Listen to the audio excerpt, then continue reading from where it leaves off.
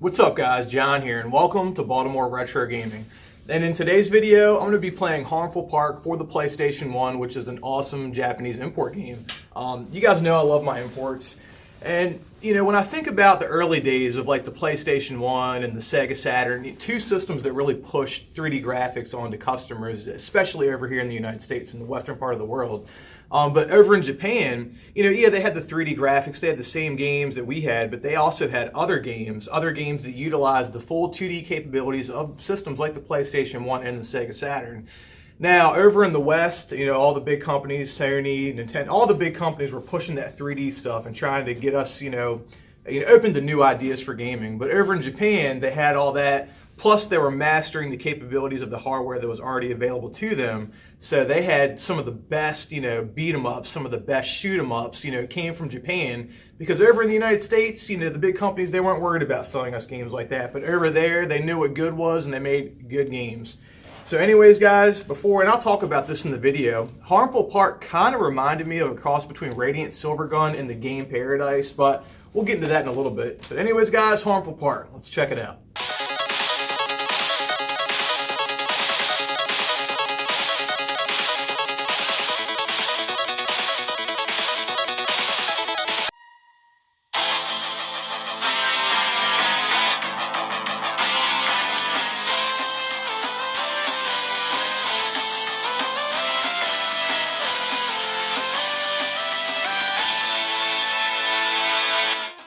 Okay, so real quick before I get into the game, a cool thing that I found, if you go into the options menu from the very beginning, you find a choice of 3 different mini games you can play. You have a mini games menu, and the games are Punchball, Sky Circuit, and Tank Battle.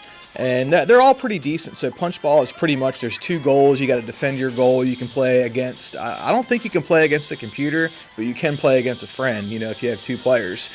Sky Circuit is a single player game. You pretty much just have to go forward as fast as you can, dodge obstacles, and I think it's timed. And then Tank Battle is just pretty much 4 tanks.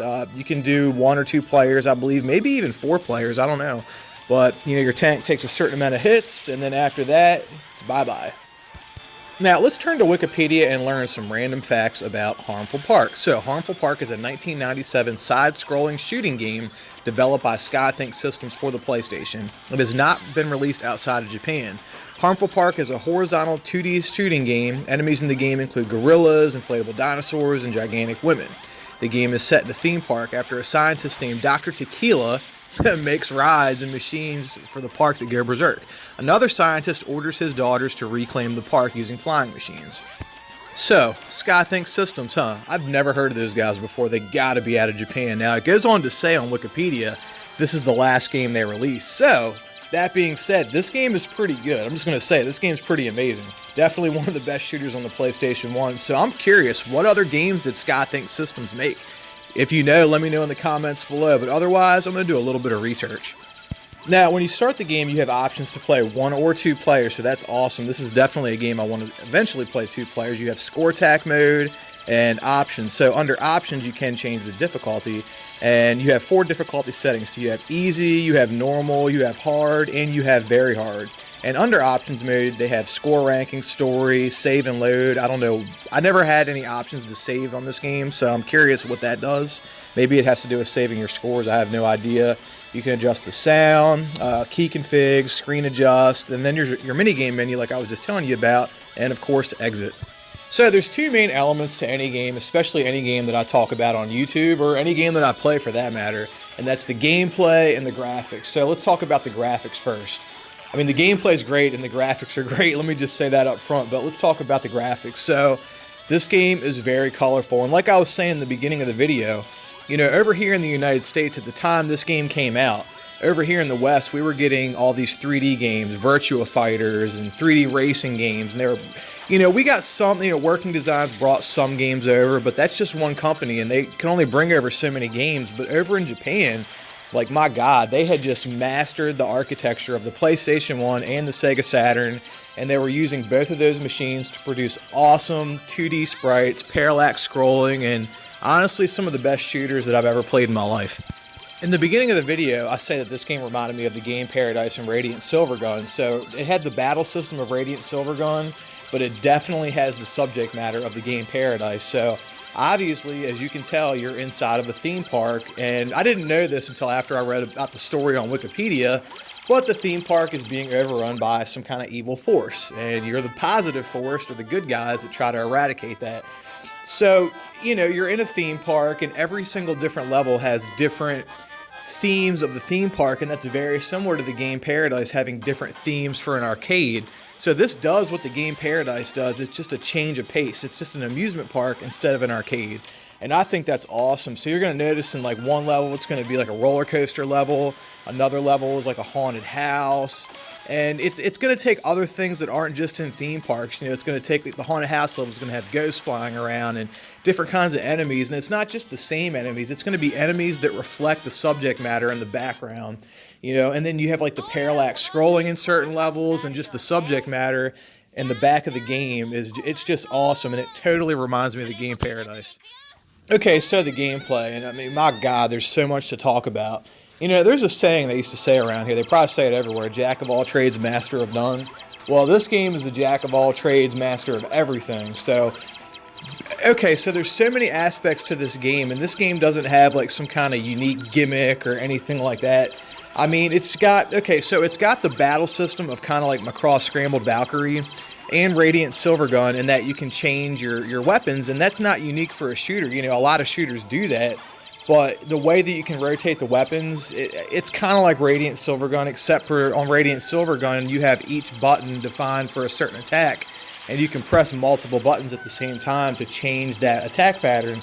This game is just a one-button press, and there's two buttons that you can use to rotate your weapons. Now, when you power your weapons up, they all don't power up at the same time, and I had to learn this, by dying multiple times. So let's just say your spread shot or your regular shot. You're going to collect power-ups, and I think it takes 3 or 4 of those power-ups to kind of max it out. But then your other shot, let's say your pie throwing shot, if you want to max that out, you're going to have to collect more power-ups while you're using that shot. So you're going to have to use each shot or each weapon individually and power each individual weapon up. Now, when it comes to the weapons, there's 4, at least 4 that I know of. Okay, so you're going to have your regular shot that looks like any other shot in any other shooter. You're going to have a pie throwing shot that kind of throws pies. You have these 2 hands that rotate around your ship, and they throw pies. Now, as you power that shot up, you're going to notice that the pies are thrown more frequently, but they do have an arch to them, and that's really good for hitting enemies that are on the ground, if you can kind of catch them in time. You have another shot that kind of throws out these poles like candy canes or barber poles, and I'm not the greatest fan of that shot. And then you're going to have this other shot that's kind of like a heat-sinking shot that throws out these jelly beans, and they'll go behind you. They're heat-sinking, so they'll hit anything that is an enemy that's in front of you or behind you. Now, in dealing with those shots, there's only 2 that I really used a lot of. I mean, I used them all, but I noticed the regular shot, when you power it up, how it turns into a spread shot. That's very useful for clearing out those little guys that are throwing all those projectiles at you. But when it comes to the bigger guys and the guys that are harder to take down, I tend to rotate to my pie throwing shot and throw the pies, especially at bosses, because, I mean, it just kills them quicker. And as far as the enemy attacks, this isn't one of those crazy bullet hail shooters where you have to navigate a huge maze of bullets. And you don't really need to, memorize the enemy attack patterns. Of course, it helps if you play this game multiple times. It definitely helps you complete it. But, overall, especially on the easier settings, which is what I played at first, this game is pretty, I'm not going to say easy, but it's pretty playable. It's playable for somebody that's new to the genre. It's playable for somebody that's a fan of the genre. So this game really encompasses a wide array of things that would appeal to multiple people. And, I do believe that's one of the reasons why this game is so collectible and so very expensive.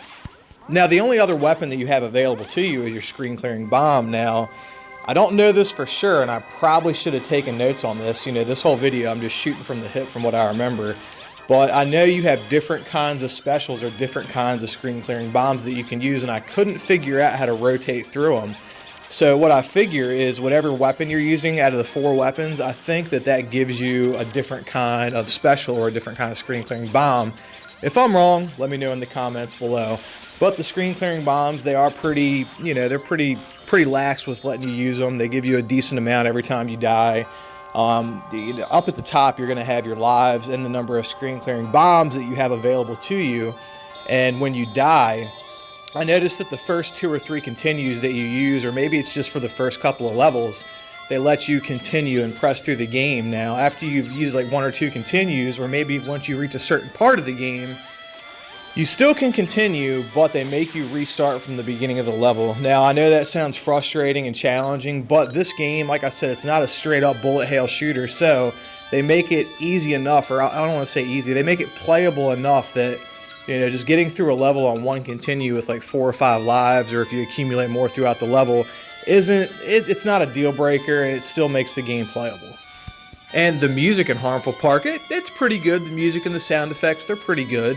It's not really something I would bump in my car, but I will say level 3 or level 4, whatever that roller coaster level is, has this like pretty cool heavy metal soundtrack. Man, now that I think about it, I'm probably going to listen to that on the way home today when I get off work. But soundtrack, it's pretty good. It's got pretty good sound effects. You know, I like the way the girl screams when you die. She's like, eh, when you die. So that's pretty cool. You know, I love those digitized voice samples in a lot of the shooters, like Glay Lancer, and, you know, a lot of shooters for the Genesis, and even some for Scat for the NES has pretty awesome digitized voice. So if you guys don't know about Scat, you might want to check that out, but make sure you save your money before you go after that one, because it is pricey. But yeah, the music is it's pretty good. Again, you know, nothing to write home about, but, you know, impressive nonetheless. So overall, guys, full package. You get the awesome graphics with the great character sprites. The bosses are great. The music is good. It's not Glay Lancer good, but it's pretty good. It's above average. And the battle system and the gameplay mechanics, they're good. So again, this game doesn't soar in any one category, but it flies pretty steady on all of them. So, you know, I would say this game is definitely a must-own. Let me say this, the ROM or a burn of this game is a must-own, because my God, you know, when I looked this game up, like, fuck, this thing's expensive. Okay, so guys, Harmful Park, are you copping or what? You know, it's so weird me not having the physical game, because every video I make, I show the game, and then I show me opening the game, and I do that so you guys can recognize a legit copy from a bootleg. You know, systems like the Dreamcast, there's a lot of bootlegs that play like the regular game. So this game is pricey as hell. Loose disc, $400, and it just goes up from there. New copies can be $1,000. A complete copy could be $500, $600. I mean, it's crazy expensive. So if you're copping, cop for free and download the ROM. And here's how I play. I have a GPD XD with a PS1 emulator. It's got a PS1 emulator built in, but I downloaded my own emulator and I use it that way. This thing is great. I can play on the go. It's got HDMI out. You can use PS4 controllers with it. So it's pretty much, you know, just like a Nintendo Switch. I was playing one of these before the Switch even came out. And I remember when the Switch came out, I was like, oh, that thing's just like my GPD XD, just fancier. So yeah, that's how I play. I got my GPD XD. But you can download any PS1 emulator. If you got an Android phone, just download it on that. Get a Bluetooth controller, play it that way. You know, get a Raspberry Pi. You know, however you want to emulate this game, that's the road I suggest you go down. Or you could get a hard modded, you know, PS2. You could play it that way. I recommend also, you know, getting a hard modded PS2 so it's region free. You can play burns and backups on it. You know, that's another route to go down. Download the ROM, burn it onto a disc, you know, figure out how you have to format the file and then play it that way. And, you know, that probably, you know, if you already own the hard modded PS2, it's not going to cost you more than, you know, a disc and your time and effort. But I recommend that anyone that's an arcade fan, shooter fan, shoot 'em up fan, I recommend that you guys play this game because it is awesome. I loved it. You know, I've been playing it for like the past 2 weeks. You know, I've downloaded the ROM years ago and played it here and there, but I just now recently got into the game, and I got into it because I got into the game Paradise, and I noticed this game was similar. So, yeah, Harmful Park, you know, it gets an A+ in my book. I love the game, so I recommend that any of you guys that love shooters, download it because you'll love it. Anyways, guys, thanks for watching. Now, remember to like this video. Remember to subscribe to the channel. Until next time, peace out.